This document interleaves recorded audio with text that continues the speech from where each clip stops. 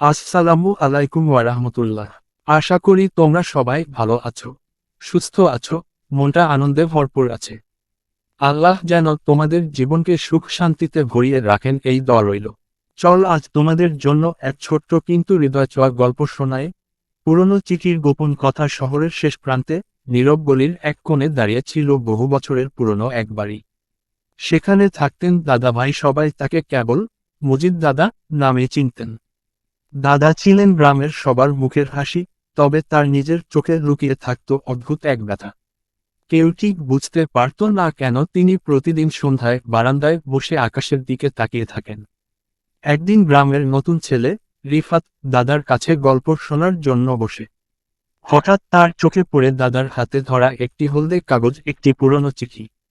রিফাত জিজ্ঞেস করতেই দাদা একটু হাসলেন, তারপর বললেন, এ চিঠিটায় আমার জীবনের সবচেয়ে বড় স্মৃতি।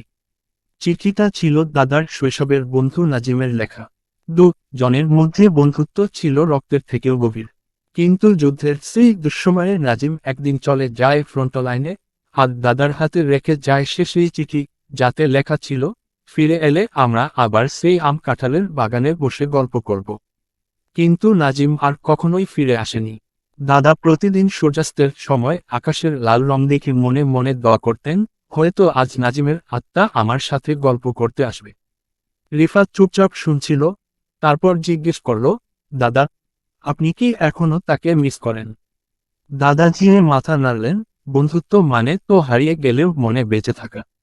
নাজিম চলে যায়নি, আমি যতদিন বাঁচব ততদিন সে আমার সাথে থাকবে। সেদিন রিফাত বুঝেছিল, সব সম্পর্ক রক্তের না, কিছু সম্পর্ক হৃদয়ের। আর স্মৃতি, স্মৃতি কখনো বুড়ো হয় না।